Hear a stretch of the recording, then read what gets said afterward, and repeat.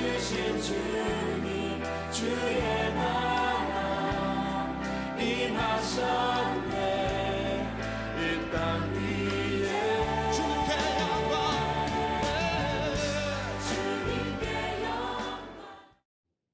오늘 말씀은 여러분이 잘 아시는 것처럼 수가성에 사는 사마리아 여인과 예수님이 대화를 하시던 중에 나온 말씀입니다. 사마리아 여인, 매일매일 우물에 나와서 물을 길어야만 했던 사람입니다. 그런데 이 여인이 낮 12시쯤에 우물에 나와서 물을 기르려고 하지요. 낮 12시, 해가 중천에 떠가지고 뜨거운 시간입니다. 그래서 그 당시에는 낮 12시부터 3시까지는 일을 하지 않고 집에서 낮잠을 자든지 여가를 보내든지 쉬든지 했습니다. 그런데 이 여인은 낮 12시, 그때 우물로 나왔다는 거죠. 왜 그랬던가요? 왜 그랬냐면 동네 사람들에게 손가락질 당하는 것이 싫었기 때문이라고 했죠. 남편이 5명인데 지금은 또 다른 남자, 6번째 남자와 동거를 하고 있습니다. 이것이 여자의 현존을 보여주는 중요한 코드입니다. 그녀는 결단코 만족하지 못하는 그런 영혼, 만족이 되지 않고 오히려 고통받는 영혼이다라는 사실을 우리에게 보여주고 있습니다. 그런데 이 여자가 예수를 만나가지고 구원을 얻게 됩니다. 그리고는 사람들에게 예수님이 메시아이시다, 예수님이 그리스도가 되신다라는 것을 선포하러 들어갑니다. 이때까지만 해도 사람들을 피해 다니던 여인이었는데 이 여자가 사람들의 세상 안으로, 사람들의 세계 안으로 과감하게 들어갔다는 것이죠. 도대체 무엇이 이 여자의 인생을 그렇게 뒤흔들어 놓았을까요?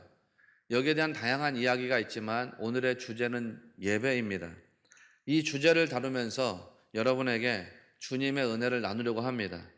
여러분, 오늘 말씀 통해서 여러분에게 주님의 은혜가 임하시고 여러분에게 진리와 생명의 말씀이 더 깊이 깨달아지게 되시기를 바랍니다. 진실한 예배자에게 임하는 은혜가 뭐냐, 그리고 어떻게 우리는 그런 예배자가 될 수 있느냐, 요거를 깨닫는 복된 시간이 되시기를 주의 이름으로 소망합니다. 첫째로, 예배란 영혼의 만족을 채우는 열쇠가 된다는 것이죠.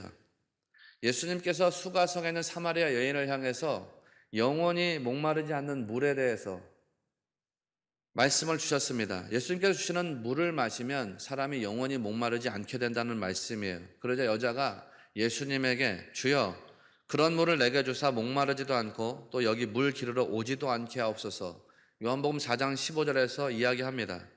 이 말씀을 들은 예수님께서 너 남편을 좀 데리고 와라. 그러니까 이 여자가 저는 남편이 없습니다. 그러자 예수님께서 옳다, 네가 하는 말대로 너는 남편이 없다. 너 남편이 5이 있는데 지금 있는 자도 너의 남편이 아니지. 이렇게 이야기가 오고 간단 말이에요. 그런데 이제 그 다음이 중요합니다. 여자가 예수님하고 대화를 나누다가 갑자기 주제를 바꿉니다. 화제를 바꿔요. 그런데 그 주제가 무엇이냐면 예배에 관한 이야기입니다. 20절, 우리 조상들은 이 산에서 예배하였는데 당신들의 말은 예배할 곳이 예루살렘에 있다 하더이다. 왜 이 여자가 갑자기 대화의 주제를 바꾼 것일까요, 여러분? 이 여자가 뭔가 목마름이 있었다는 거죠. 이 여자의 영혼에 갈급함이 있었다는 것입니다. 그녀는 육신의 만족을 취하기 위해서 어떤 면에서 보면 이 남자 저 남자 방법들, 세상적인 방법들을 찾았던 사람입니다. 자기의 삶에 만족하지 못하고 많은 남편들을 찾았습니다. 그런데 그것으로 만족이 되지 않았어요. 그 이유가 뭐냐면 영적인 뭔가가 채워지지 않았기 때문이라는 거죠. 영적인 갈급함, 영적인 갈증이 담아지지 않으니까 자기 생에 만족이 채워지지가 않더라는 것입니다. 그런데 영적인 갈급함이 채워지지 않았던 이유는 뭐냐면 자기가 하나님께 예배드릴 수 있는 처지가 아니었기 때문이라는 거죠. 버림받은 사마리아 땅에서 살아가는 버림받은 문제를 가진 여자였습니다. 하나님께서 오직 예루살렘에서만 예배할 수 있다 그랬는데 그 예배에서 자기는 소외당해 있거든요. 그 소외당한 자기의 아픔을 토해내고 있는 것입니다. 설사 이곳 사마리아 땅에서 예배를 드릴 수 있다고 하더라도 자기는 사람들의 눈을 피해 다녀야 되는 처지이기 때문에 예배를 드릴 수가 없는 거예요. 그러니까 이 여자의 고백 속에 뭐가 담겨 있냐면 주님, 나는 예배 드릴 만한 자격이 없는 사람입니다 라고 하는 어떤 깊은 아픔을 담아내고 있다는 것이죠. 그때 예수님께서 말씀하시는데 21절, 이 산에서도 말고 예루살렘에서도 말고 너희가 아버지께 예배할 때가 이르리라. 이렇게 말씀 오시는 거예요. 예루살렘도 아니고 사마리아도 아니라는 것이죠. 어디에서든지 예배할 수 있다는 것입니다. 다만 전제가 있다는 거예요. 23절. 아버지께 참되게 예배하는 자들은 영과 진리로 예배할 때가 오나니 곧 이때라. 아버지께서는 자기에게 이렇게 예배하는 자들을 찾으시느니라 그랬습니다.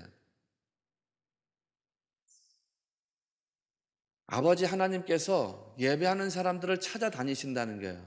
근데 어떻게 예배하는 사람들을 찾아다니시느냐? 영과 진리로 예배하는 사람들을 찾아다닌다는 거죠. 예배하는 사람이 없어서 문제가 아니라 예배하는 사람이 많아요. 예배하는 사람이 예루살렘에도 있고 사마리아도 있어요. 많이 예배하는 사람들이 있지만 하나님께서는 이렇게 예배하는 사람들을 찾아다니신다는 거죠. 어떻게 예배하는 사람을 찾아다니느냐? 영과 진리라고 하는 표현이 나오는데 영과 진리로 예배 드린다면 어디서라도 예배 드릴 만한 때가 도래했다. 이 말씀인 거예요. 이 말씀이 여인에게는 복음이 되었습니다. 왜? 여자야. 너도 얼마든지 예배 드릴 수 있는 사람이야.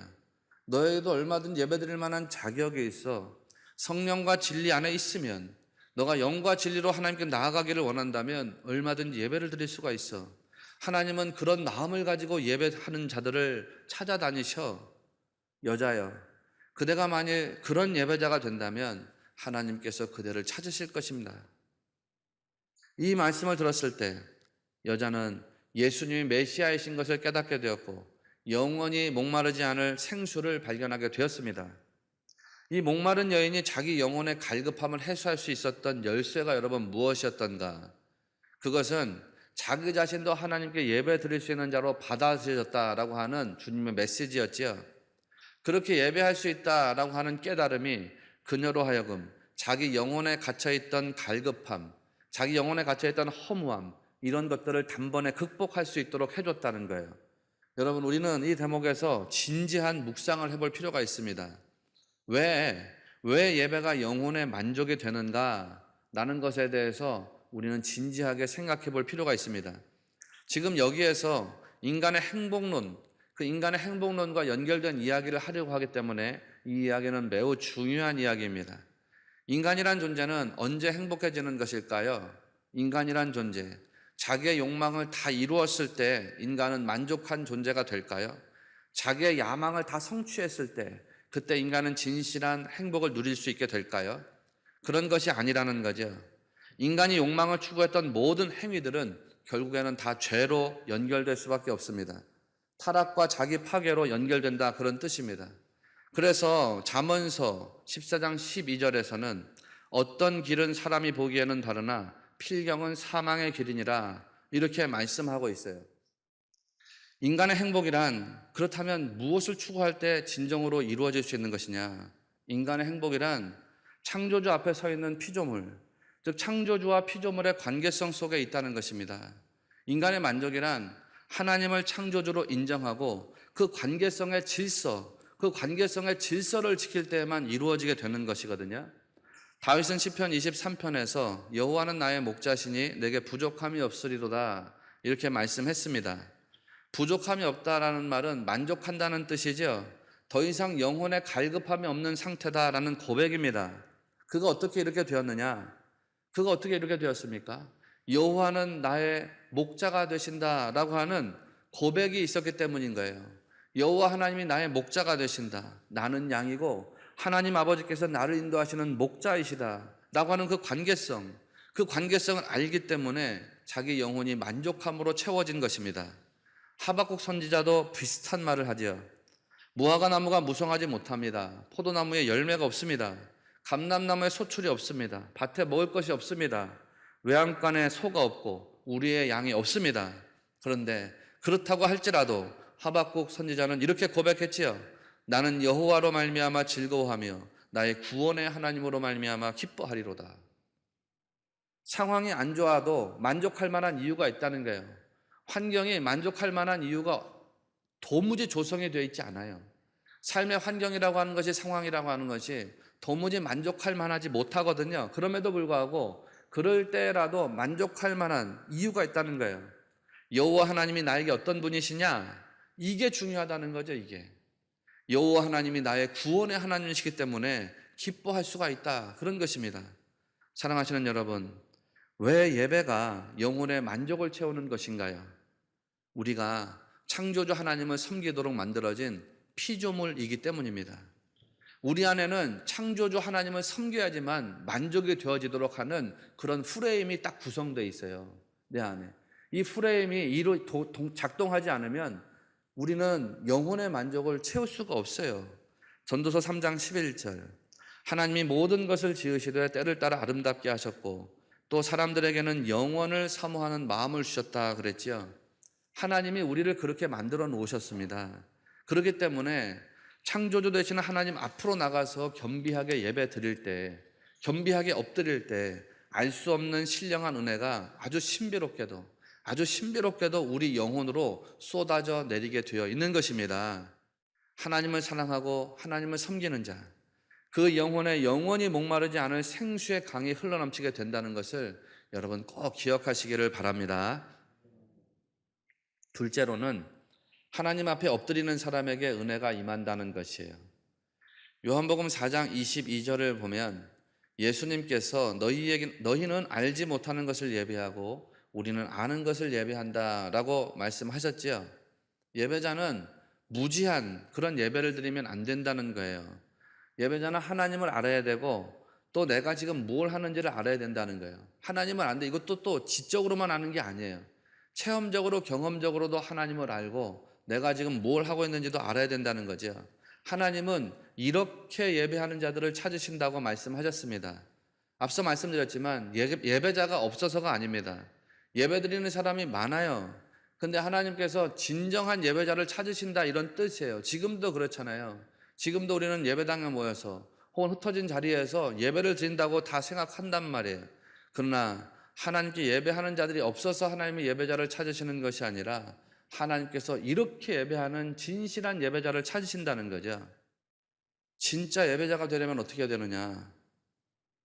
구약 성경에서 예배로 번역된 히브리어의 어근은 엎드리다, 절하다 이런 뜻인데 이게 예배의 본질입니다.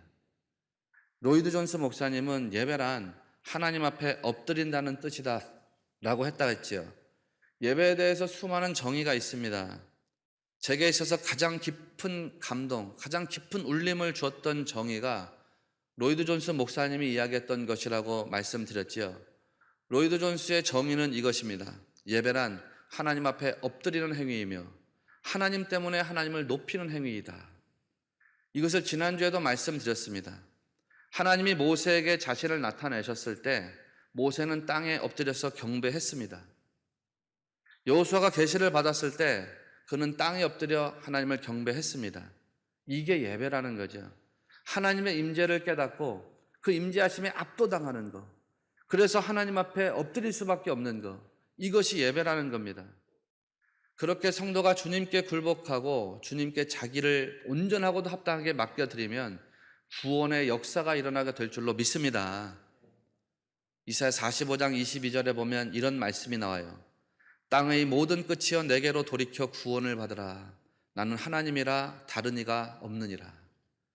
여기서 돌이켜에 해당하는 히브리 단어가 페누라고 하는 말인데 이 페누라고 하는 말은 방향을 돌이켜서 보는 것이라는 의미를 담고 있어요. 그러니까 내가 가지고 있었던 시선, 내 인생의 방향을 돌이켜서 하나님을 바라보는 사람을 하나님이 구원하신다 이런 뜻이에요. 킹 제임스 버전 성경에서는 이 말씀이 좀 더 은혜롭게 번역되어 있어요. 제 개인의 경험에 따르면 Look unto me. 주님을 바라보는 사람, 나를 바라보라는 거예요. 하나님을 앙망하라. 그런 사람들에게 구원의 길이 열린다는 것이죠. 여러분, 그러므로 우리는 믿음의 길에서 결코 흔들리지 말아야 됩니다. 다윗도 이렇게 고백했습니다.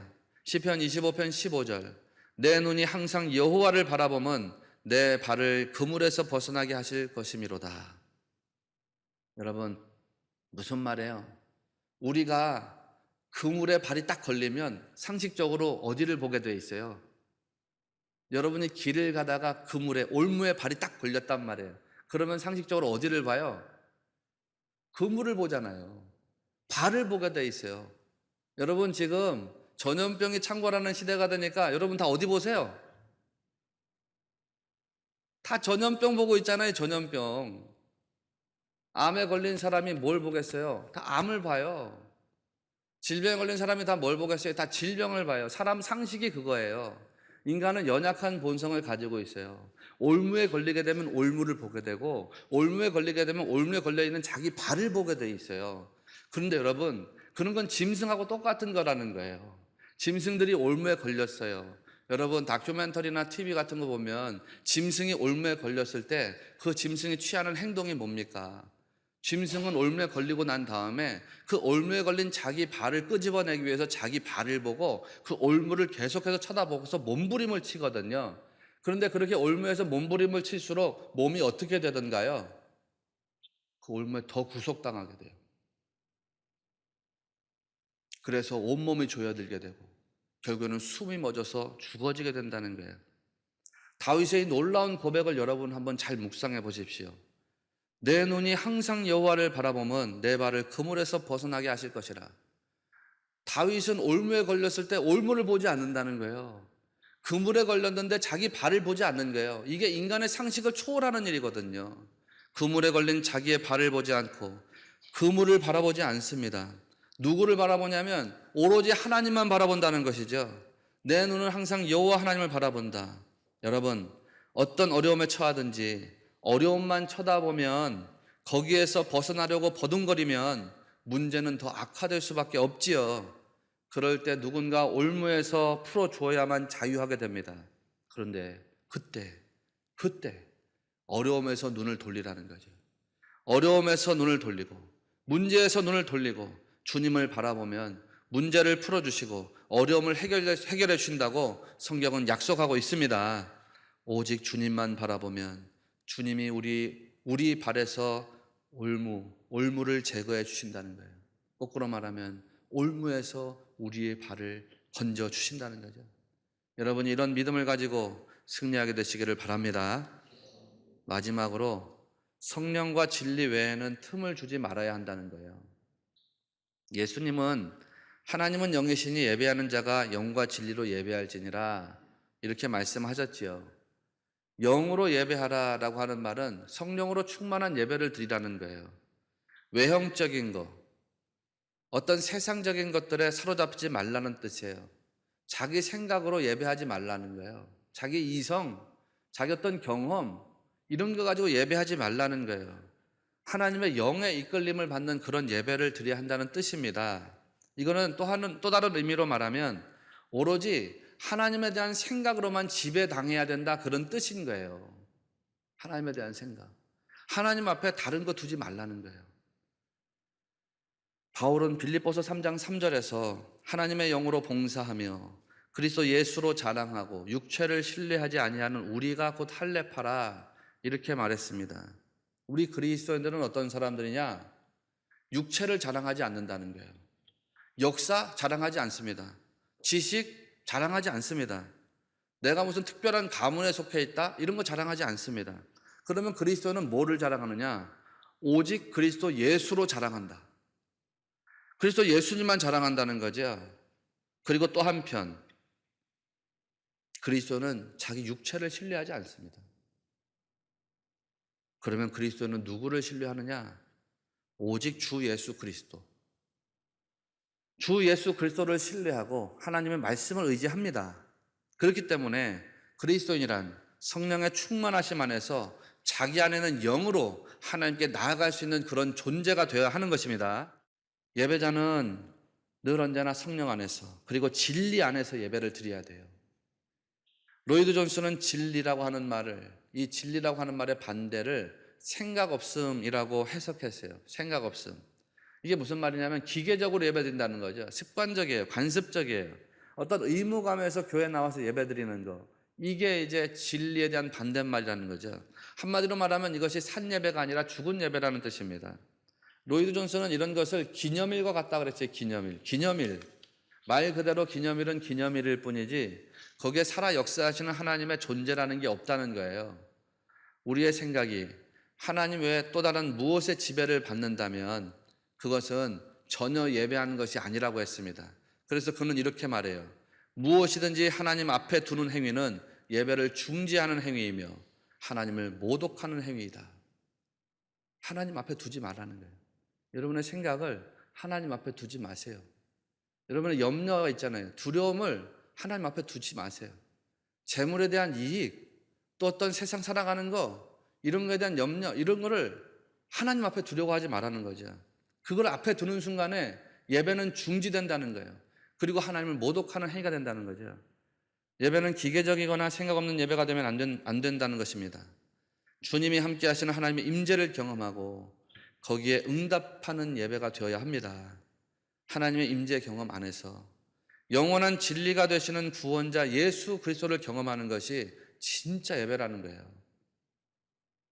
그리스도 예수님에게 구원의 모든 것이 있음을 여러분 믿으시죠? 구원의 모든 것이 그리스도 예수님에게 있는 것을 믿으시죠? 그러면 그 믿음대로 살아야 돼요. 사랑하시는 여러분, 성령과 진리 외에는 다른 것에 틈을 주지 마시기 바랍니다. 사도 바울이 디모데에게 편지하면서 분명히 말했습니다. 하나님이 우리에게 주신 것은 두려워하는 마음이 아니요 오직 능력과 사랑과 절제하는 마음이니 오직 하나님의 능력을 따라 복음과 함께 고난을 받으라. 구원받은 그리스도인은 언제나 천국에 소망을 두어야 된다는 진리를 기억해야 합니다.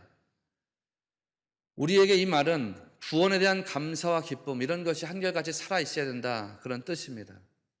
성도는 모여서 오직 하나님의 능력을 이야기해야 되고 하나님 우리에게 주신 사랑을 이야기하고 올해는 절제하는 마음을 나눠야 한다는 것이죠. 다른 말로 표현하면 모여서 성도는 찬송하고 예배하고 기뻐하고 감사해야 된다는 것입니다. 그렇게 예배할 때 회복이 일어나는 것이에요. 프랑스의 나폴레옹이 워털루 전투에서 패배하고 세인트 헬레나 섬에 유배당했을 때 이야기입니다. 어떤 기자가 나폴레옹을 찾아가서 물었습니다. 당신 인생에서 가장 행복했던 때가 언제였습니까? 그 질문을 받은 나폴레옹이 한참 동안 눈을 감고 회상하다가 기자에게 대답해 줬습니다. 내가 쫄병 시절에 어느 날인가 아주 전투가 치열했던 날이 있었습니다. 그런데 그때 주일을 맞이해서 철모를 벗고 교회에 간 일이 있습니다. 나는 그때 하나님께 감사하고 눈물을 흘리면서 예배를 드렸는데 그때가 내 인생에서 가장 행복했던 순간이었습니다. 그러나 나는 어느 날부터인가 예배에 빠지기 시작했고 그 결과 지금은 전쟁에서 패배해 유배를 당한 신세가 되었습니다.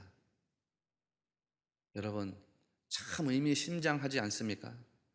유럽을 통일했던 나폴레옹입니다. 한때는 황제 자리에 오르기까지 했던 사람입니다. 자기의 욕망을 다 성취해 봤습니다. 자기의 야망을 다 이루어 봤습니다. 그런 걸 이루고 실현했던 인물이었습니다. 그런데 그 욕망을 성취했을 때가 행복했습니다. 그 야망을 이루었을 때가 행복했습니다. 그렇게 이야기하지 않고요. 하나님께 눈물을 흘리면서 예배 드리던 그때가 가장 행복했던 순간이었습니다. 예배라는 것이 그렇습니다. 영과 진리로 예배를 드리면 하나님께서 예배하는 사람의 영혼에 만족과 행복을 채워주시는 줄을 믿으시기 바랍니다. 그래서 영혼이 건강해지는 거예요. 영혼이 건강해야 마음이 건강해지고 마음이 건강해야 육신이 건강해지고 육신이 건강해야 가정이 건강해지고 가정이 건강해져야 사회가 건강해지고 사회가 건강해져야지 나라가 건강해지는 거예요. 이 나라는 거꾸로 가고 있잖아요.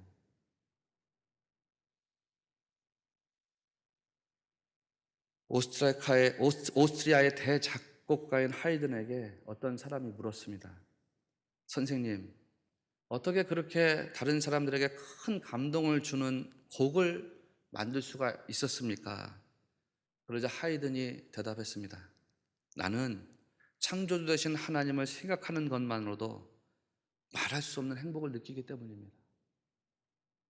창조주 하나님을 생각만 해도 그냥 행복감이 막 밀려 들어오더래요.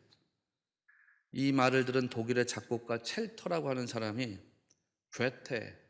괴테에게 그 하이든의 말을 전해줬습니다. 나는 창조주 되신 하나님을 생각하는 것만으로도 말할 수 없는 행복감을 느끼기 때문에 그렇게 감동을 주는 곡들을 만들 수가 있는 것입니다. 첼터라는 독일의 작곡가가 괴테에게 이 하이든의 말을 전해 주었더니 괴테가 아무 말도 하지 못하고 눈물만 줄줄 흘리면서 감격했더라는 것입니다. 여러분, 부디 여러분에게 하나님의 이런 은혜가 임하게 되기를 소원합니다. 여러분이 예배할 때 이런 신비로운 은혜가 체험되시기를 주님의 이름으로 축원드립니다. 하나님은 영이시니 예배하는 자가 영과 진리로 예배할지니라.